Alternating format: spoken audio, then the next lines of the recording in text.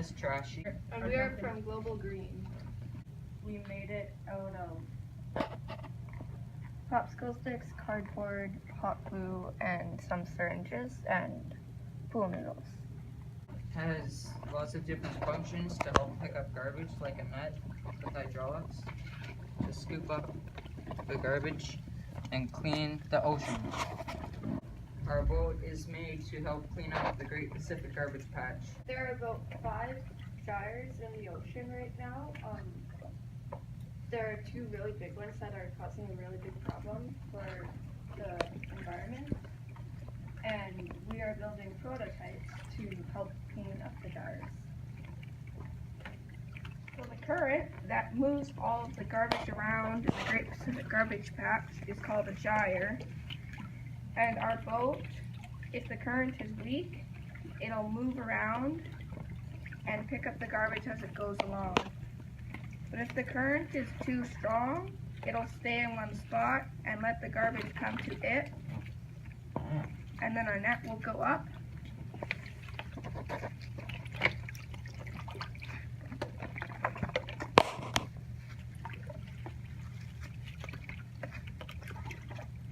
The way the net works is when the hydraulics go down, it will pick up all the garbage, and then when the net goes back up, all the garbage will stay in the net. So when the boat comes and gets the SS Trashy, the garbage is already stuck in the net. So our boat is made strong because we added a lot of different supports with triangles, and triangles are a really strong shape. And our boat is made out of cardboard. That's one of our weak spots because of the top. But the boat floats because of the foam pieces at the bottom. Pontoons are made out of styrofoam, and styrofoam or foam has a lot of air in it, and it's more buoyant than the water because the air is less dense than the water. So when the net is full, a little boat comes and tows this to the island. The net will get emptied, and then we get a new net to go back out to the Pacific Garbage Patch and clean up it again. The net right here, and it goes up and down to pick up it goes down to pick up the garbage and then goes back up once it's full. So this is our blueprint, and our hydraulics are right here, and our pontoon is this right here, and this is our cockpit. So our length is 32 centimeters, and then our width is 34 centimeters, and so our height is also 25 centimeters. A prototype I made on a video game called Simple Planes, and the basic thing that you do in the game is make planes. But I decided to make our prototype on the game. So this is our main boat, and these little circle things are the garbage that we're floating in the ocean. So you can see the net going down and picking up the garbage. The boat is just going and picking up the garbage in this picture.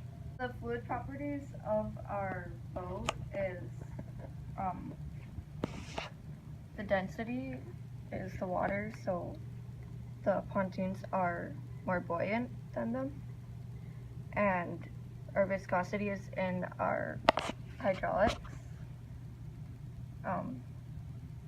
Temperature doesn't bother our boat at all because it won't really melt or do anything or freeze. And the pressure is also in the hydraulics. When you push the button, it puts down the net. I am talking about buoyancy. Buoyancy is an upward force exerted by a fluid that opposes an immersed object. So in our boat, the pontoons, they have air particles, and the air particles will make our boat less dense than the water, so it will float. I'm doing fluid pressure, and fluid pressure, the weight of the liquid acting on a unit area combined with the pressure acting on the surface of the liquid determines the amount of liquid pressure.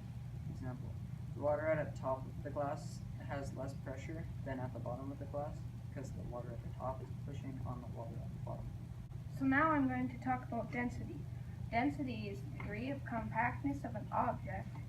So like, for example, a solid is way more compact than a liquid.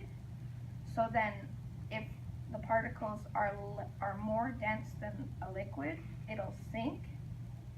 But let's say they have air particles in them and they're less dense than a liquid, then they will float.